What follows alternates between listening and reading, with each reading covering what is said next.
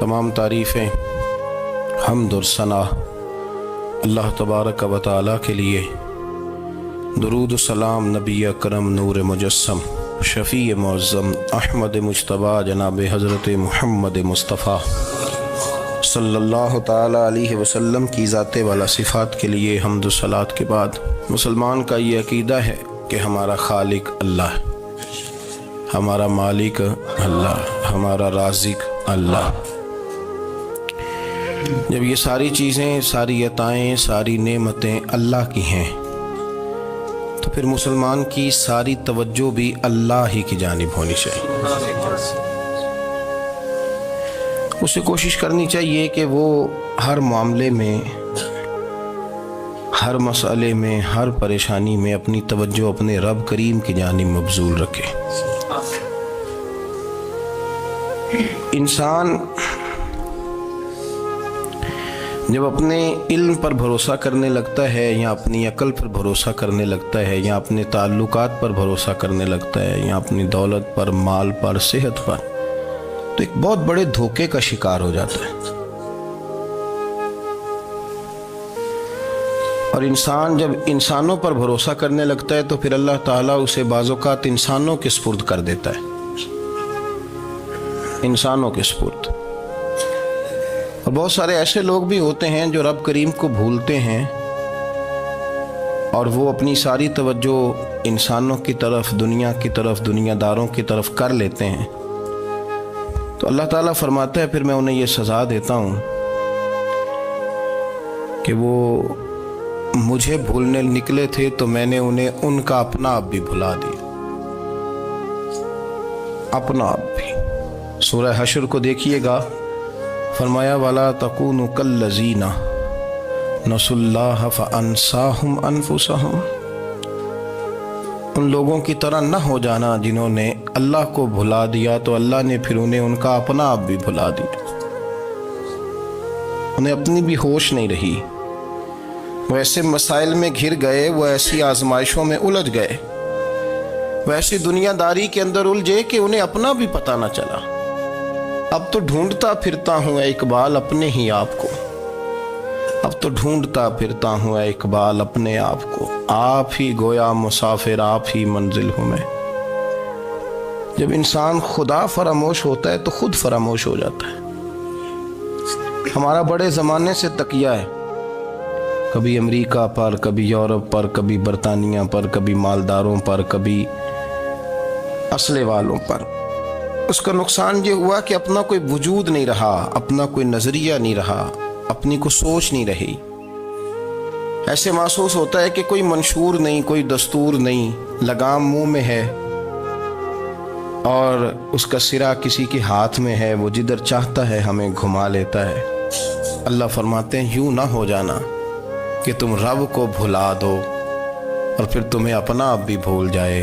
उलाइका हुमुल फासिकून, फरमाया ये वो लोग हैं जो नाफरमान है अल्लाह के, ये नाफरमान है। जब ये नजरिया बन गया, जब ये जहन बन गया कि पैदा अल्लाह ने किया है, देना अल्लाह ने है, अता करने वाला अल्लाह है, नवाजने वाला अल्लाह है, तो फिर सारी तवज्जो दुनियादारों की तरफ रखना, मैं अल्लाह वालों की तरफ तवज्जो रखने का कायल हूँ, मैं वो समझता हूँ, हम उस चीज़ के कायल हैं। लेकिन वो भी कोई आस्ताना है कि जहाँ हक मुर्शद का नारा तो बड़ा लगे पर रब का नाम ही ना सुनने को मिले। ये भी कोई बात हुई कि जहाँ ये तो नारा जोर से लगे कि जीवे जीवे मुर्शद जीवे, लेकिन इस्तिगफार का दर्स ही ना मिले। जहाँ हर वक्त ये बताया जाए कि यहाँ आ गए तो बच गए, कैसे बचेंगे? मेरे रसूल पाक अलैहिस्सलाम का दरवाज़ा सबसे बड़ा दरवाज़ा है, हुजूर का दरवाज़ा सबसे बड़ा दरवाज़ा है। लेकिन मेरे दोस्तों याद रखना, नबी पाक अलैहिस्सलाम ने भी लोगों को जब रास्ता दिखाया है तो रब करीम का रास्ता दिखाया है, अल्लाह का रास्ता दिखाया, अल्लाह करीम का रास्ता दिखाया, लोगों रब की तरफ तवज्जो कराई। मेरे रसूल करीम सैयद आलम सल्लल्लाहु ताला अलैहि वसल्लम ने लोगों की अल्लाह की जानिब तवज्जो कराई और लोगों से ये कहा कि वो अपने रब करीम की जानिब अपना जहन रखें, अपनी तवज्जो अपने अल्लाह की जानिब मबजूल करें। मेरी बात को अच्छे तरीके से समझिएगा, इल्म अल्लाह तबारक व तआला अता करता है, تو اسے اللہ کی عطا ہی سمجھنا چاہیے۔ کچھ لوگوں کے پاس علم ہوتا ہے پر علم نافع نہیں ہوتا، وہ ٹامک ٹونجا مارتے رہتے ہیں ساری زندگی۔ علم کو اللہ کی عطا سمجھیں، اپنی عقل پر اپنے شعور پر زیادہ بھروسہ نہ سمجھیں، نظر اللہ پہ رکھیں۔ حضرت مولا علی شیر خدا کرم اللہ تعالی وجہہ الکریم سے کسی نے پوچھا تھا بڑا عالم کون ہوتا ہے؟ ہمارے ہاں تو اب وہ والے عالم پائے جاتے ہیں نا اللہ ماشاءاللہ، جو ممبر پہ بیٹھتے ہیں تو دعوے ہی دعوے ہیں، ممبر پہ بیٹھتے ہیں تو دعوے ہی دعوے ہیں، اس طرح کے عالم ہمارے ہاں پائے جاتے ہیں۔ وہ ہر بات میں دعویٰ کرتے ہیں، میں یہ کر دوں گا، میں وہ کر دوں گا۔ یہ مزاج علماء کا نہیں۔ حضرت علی المرتضیٰ سے کسی نے پوچھا بڑا عالم کون ہوتا ہے؟ فرمایا بڑا عالم وہ ہوتا ہے کہ جسے مسئلے کا پتہ نہ ہو تو وہ کہہ دے مجھے نہیں پتا، میں پتہ کر کے بتاؤں گا، غلط بات بیان نہ کرے۔ امام مالک سے کسی نے کوئی مسئلہ پوچھا تو آپ فرمانے لگے مجھے اس سوال کا جواب نہیں آتا، ہمارے بزرگ سمجھاتے کیا ہے؟ وہ کہنے لگا آپ اتنے بڑے امام ہیں تو اس سوال کا جواب نہیں آتا۔ آپ فرمانے لگے اگر مجھے ہر سوال کا جواب آتا پھر تو میں خدا ہوتا، مجھے ہر سوال کا جواب نہیں آتا، مجھے تو اتنا آتا ہے جتنا میرے رب نے مجھے عطا کر دیا ہے۔ اپنی نظر اللہ پہ رکھیں، نکل آئیں اس معمے سے باہر کہ میں کوئی بلا ہوں، مجھے بڑا پتہ ہے، میرے پاس 6 ڈگریاں ہیں، مجھے 10 جگہ پہ تدریس کا شغف حاصل ہے، اس سے نکلیں باہر۔ قرآن مجید دیکھیے گا، اللہ تعالیٰ نے ارادہ قدرت فرمایا کہ میں حضرت آدم کو بناؤں گا، پھر بنانے کے بعد فرمایا فرشتوں سجدہ کرو آدم کو، سب نے سجدہ کیا الا ابلیس ابا واستکبر وکان من الکافرین، سب نے سجدہ کیا سوائے ابلیس کے، اس نے انکار بھی کیا، تکبر بھی کیا اور کافروں میں سے ہو گیا۔ تو یہ جب اللہ تعالیٰ نے سجدہ کرایا تو کیسے کرایا؟ اللہ تبارک و تعالیٰ نے نا حضرت آدم کو علم سکھایا خود، وعلم آدم الاسماء کلہا، خود اللہ فرماتے ہیں کہ میں نے جناب آدم علیہ السلام کو تمام اشیاء کے نام سکھائے، سب اشیاء کے نام سکھائے۔ تو وہ چیزیں پھر میں نے نا، اللہ فرماتے ہیں میں نے فرشتوں پہ پیش کی، میں نے کہا کہ بتاؤ ان کے نام کیا ہے، تو فرشتوں نے جو جواب دیا وہ سمجھنے والا ہے۔ اللہ نے چونکہ خود علم سکھایا تھا حضرت آدم کو، جناب آدم سکھایا تھا، لیکن فرشتوں کو نہیں سکھایا تھا۔ تو اللہ کریم نے فرمایا فرشتوں اب یہ بتاؤ ان چیزوں کے نام کیا ہیں؟ تو فرشتے کیا کہتے ہیں؟ فرشتے عرض کرتے ہیں قالوا سبحانک لا علم لنا۔ آپ کبھی یقین کریں اس چیز کی لذت لیں تو مزہ آ جائے۔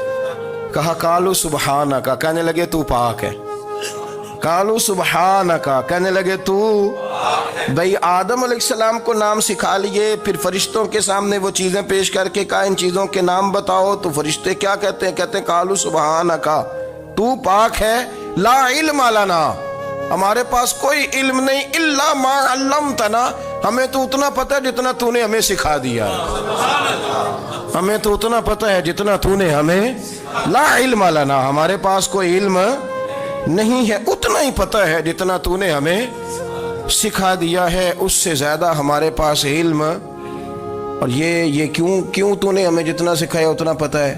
فرشتے یہ نہیں کہتے یا اللہ تو زیادہ سکھا، آدم کو دیا تو ہمیں بھی دے، یہ نہیں فرمایا، فرمایا انک انت العلیم الحکیم، اے اللہ تو علم والا بھی ہے اور حکمت والا بھی ہے، تجھے پتہ ہے کس کو کتنا دینا ہے، جتنا تو نے مناسب سمجھا جناب آدم کو دیا، اور جتنا تو نے بہتر سمجھا وہ تو نے ہمیں عطا فرمایا۔